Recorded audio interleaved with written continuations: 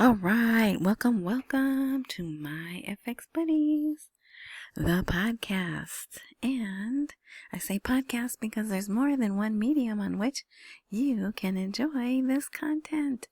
And I do think today's content is rather enjoyable, don't you? You probably already heard this first article today. It's been all over, but there's other stuff too. All right, so in case you're new, welcome. And at 11 minutes and 11 seconds, a little square is going to pop up. If you click on that, you'll easily be subscribed for free. All right, but I usually say other stuff, but I'm going to skip that. So to see this, to watch the video and follow along with me if you'd like, and also because I only focus on the part of the articles that I like, and you might read other parts that mean more to you, right? So all I do is articles. I don't have boots on the ground. I don't have bank contacts, nothing. I just read and tell you what I feel the article's saying and what it means to our journey, right? That's all I do. All right. So you would need to go to myfxbuddies.blogspot.com. However, that is rather long and hard to remember, so rather than do that, you can look for a prompt of more info, intro, description, something of that nature. Click on that, and then another box comes down. Something happens, and you'll either see link to My FX Buddies, or you'll see the link which will say https myfxbuddies blah blah blah, right? You click on that and you get to the blog. Okay, so it was Tuesday. This is really late. Tuesdays are really long days for me, which I'm not complaining. I'm just letting you know. That's why this is really late. So I already know what I'm talking about is for Tuesday, October 14th, but you're probably seeing this posted as October 15th. Okay?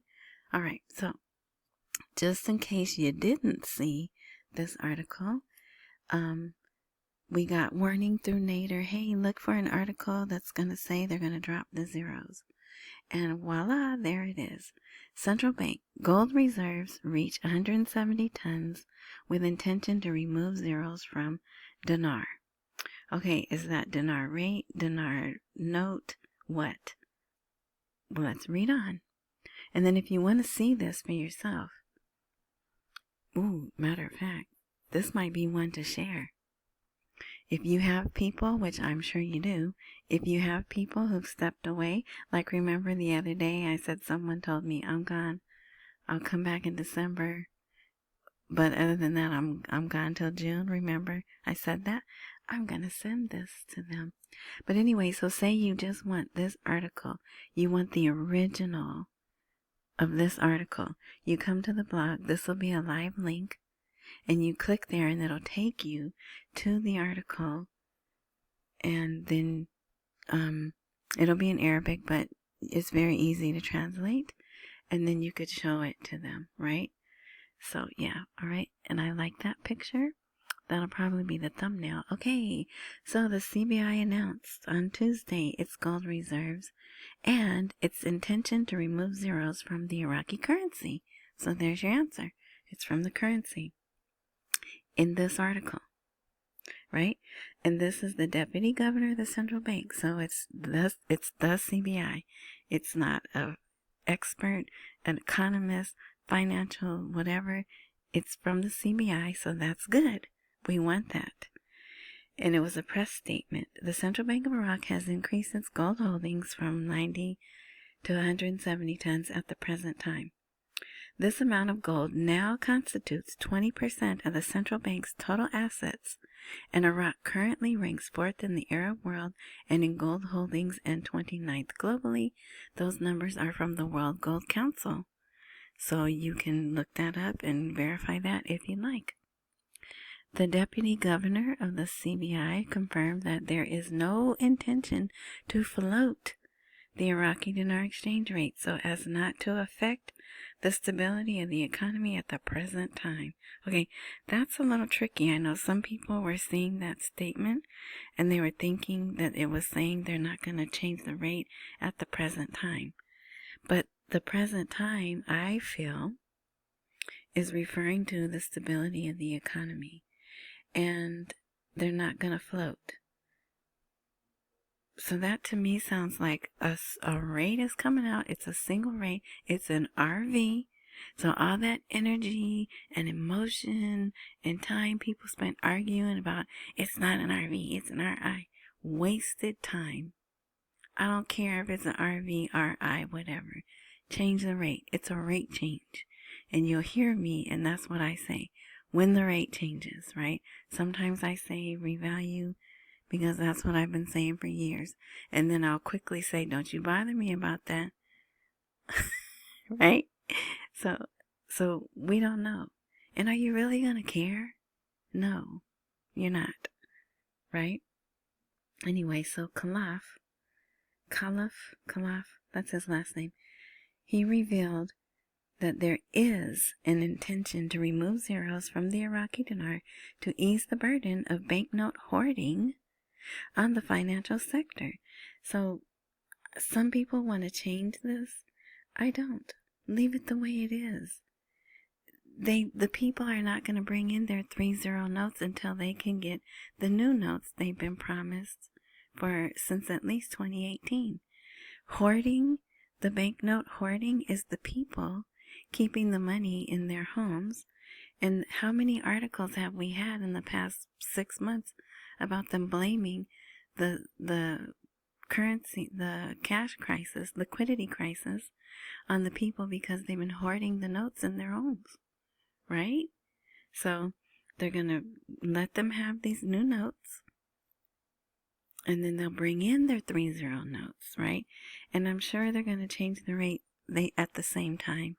It doesn't make sense. If they don't change the rate at the same time, those lower valued notes are worthless.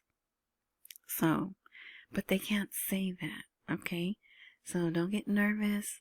Don't think, well, this says it's a lot. Okay, you can think that if you want. But I don't. I don't think that. I think they just have to say things in stages, and they know the world's watching, right? So they have to be careful. Right.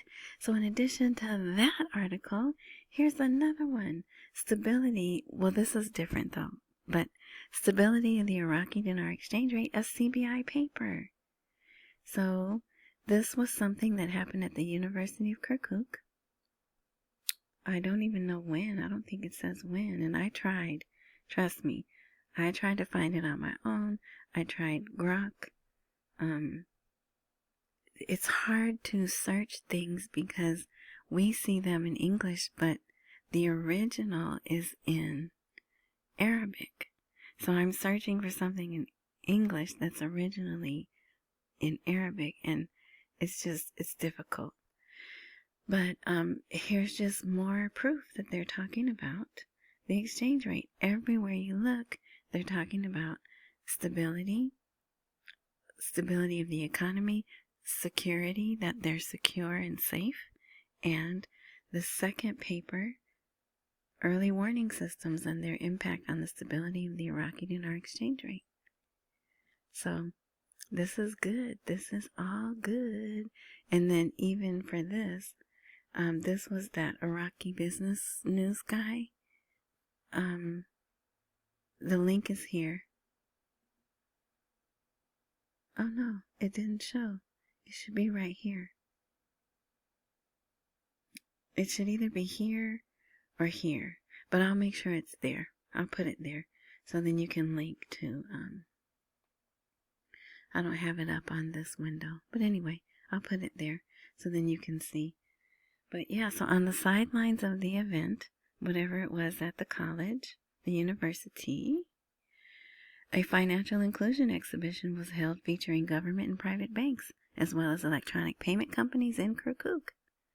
The exhibition aimed to promote financial literacy, raise public awareness of banking services, and showcase products related to loans, deposits, money transfers, prepaid cards, and account openings. So who's at the universities? Younger people, right? 20 to 30-year-olds. Yeah. And Kirkuk. What's special about Kirkuk? Article 140. They're one of the territories covered by Article 140. And we just had an article about Article 140, right?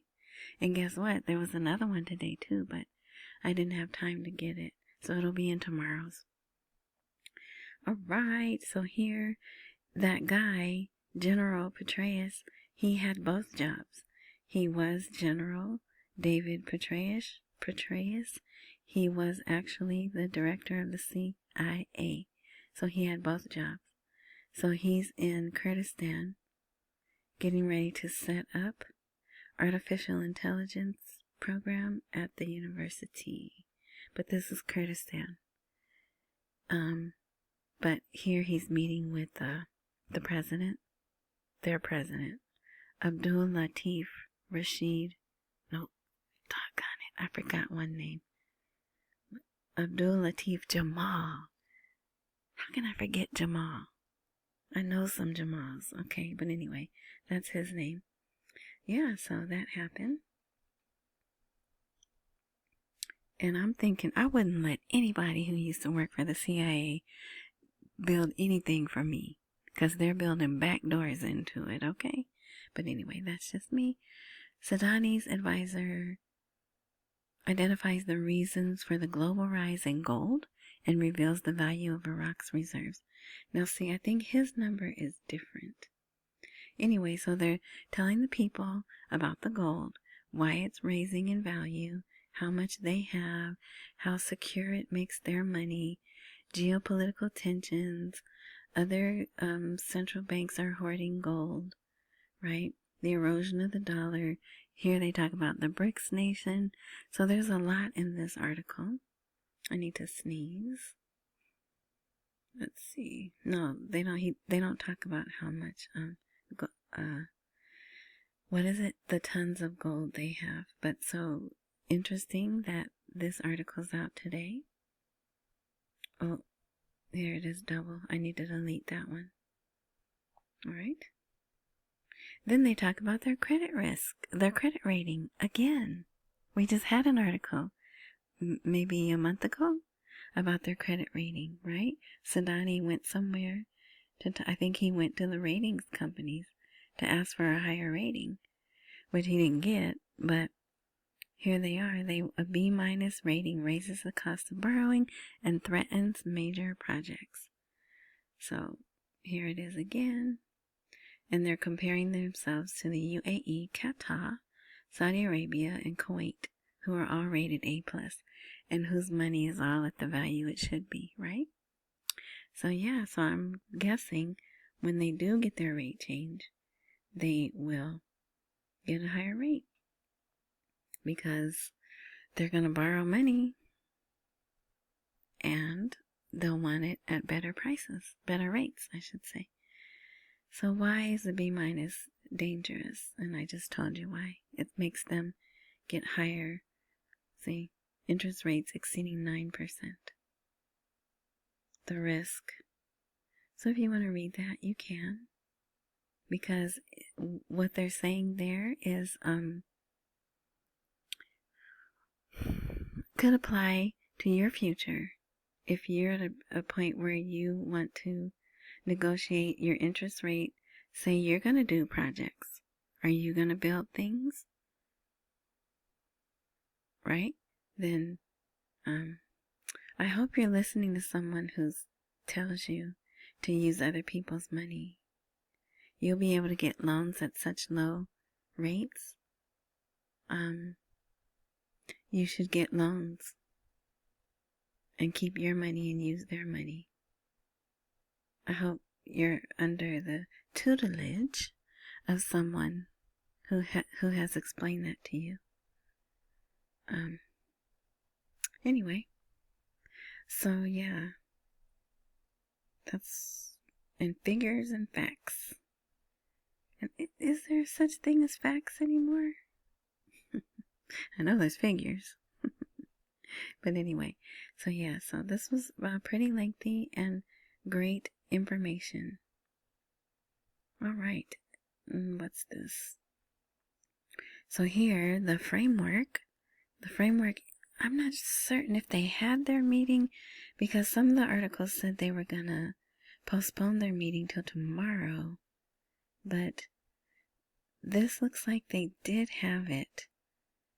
And they're talking about they're not going to fight. They'll have peaceful transfer of power and renew popular legitimacy.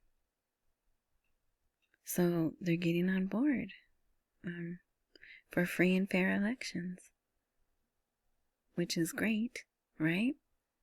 The best way to consolidate the peaceful transfer of power and renew popular legitimacy, and that developing the constitutional experience is an ongoing national duty.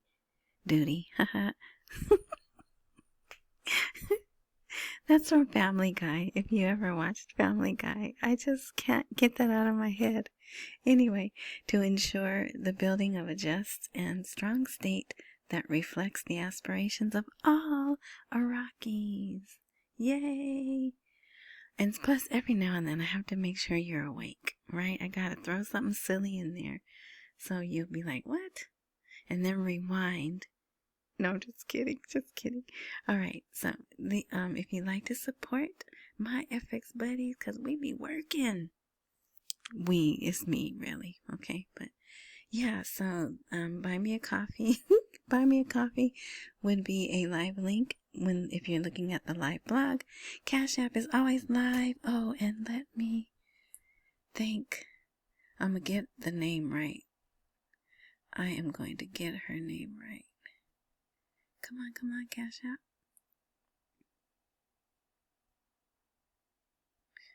It's, I don't want to say her first name, but it's a Fabulous Jewelry Boutique. And then her name's there, but I don't want to say her name. She is a sponsor of my FX buddies, and we appreciate her.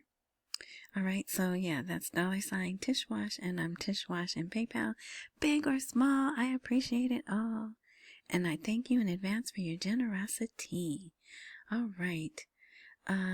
This is a good article, but our time is going. So it tells what the people are experiencing in Anbar. Anbar is sinking into a stifling recession, dormant markets, stalled projects, and a faltering economy. And there's an image. Look, is that gold? Look at that. I don't know. I don't think that's real gold. But, yeah, see how they have open air markets like that? And you go in there and they have handheld point of sale machines, the little wireless ones. All right. So Anbar is suffering from an economic recession that has impacted the lives of citizens. Market activity has declined and job opportunities have diminished. Kind of sounds like here, right? While many small business owners suffer from weak demand and a lack of liquidity. So yeah. All of this could be resolved if they change their money, change their rate. And of course, they're blaming a delay in improving the budget. Right? So, yeah. If you want to read that. It's just telling the story of what the people are going through. The citizens today are hesitant to buy, and purchasing power has clearly weakened. Even shop owners have begun reducing their stock for fear of losing money. And how sad when we're coming up on the holidays, right? But hopefully there'll be a remedy, right? A ram in the thicket. All right, here's another bank. Bank of the Nation. The bank, which provides 19 loans and services, will open soon. Why do they keep opening these banks? What they need all these new banks for? If people don't have money, I just told you they don't have money, right? Lack of liquidity, lack of purchasing power. If something's not about to happen, what do they need all these new banks for? So yeah, so here's another one.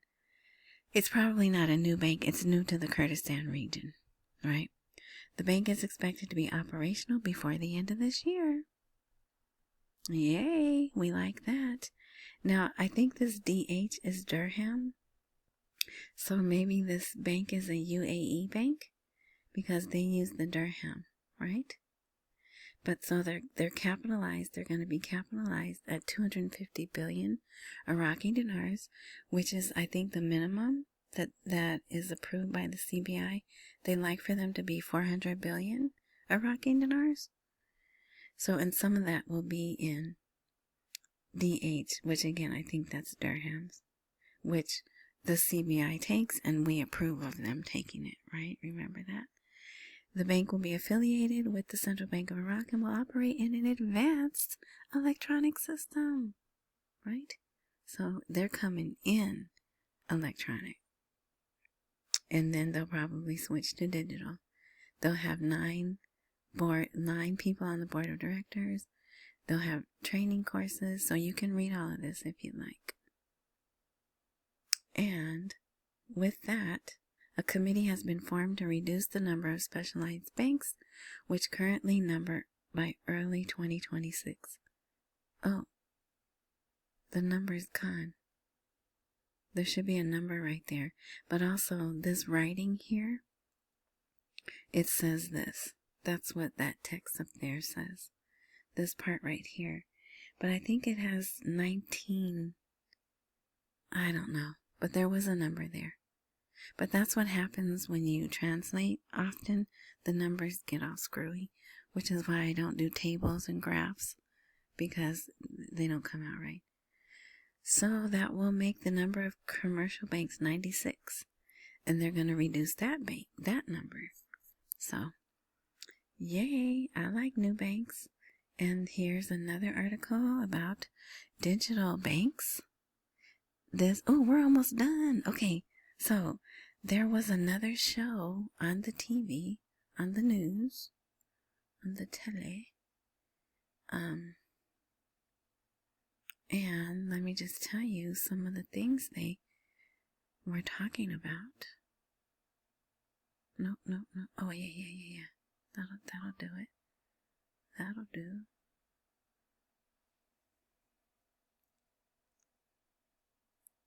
Okay, so I couldn't get the title of the show, which is unusual. Usually they have the title there, but whatever they were talking about, it says 3 systems are changing the Iraqi economy. What is the central bank planning? What are they planning? Now remember, we had that article last week where they talked about there were 3 changes to the CBI. Remember that? So now they have the guy on TV talking about that. And another thing that was shown on the screen, someone is doing the translating for me, someone I trust. The Central Bank of Iraq's plans for digital transformation are a fundamental step.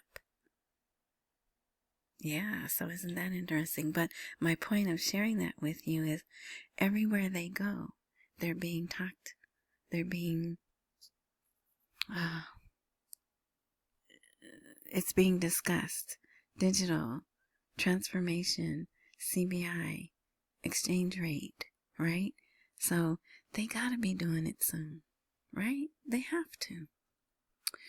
Okay, digital banks in Iraq. True, digital transformation doesn't begin with simply restoring the old. It may sometimes require building a new one in parallel. A digital bank is not just a mobile phone application.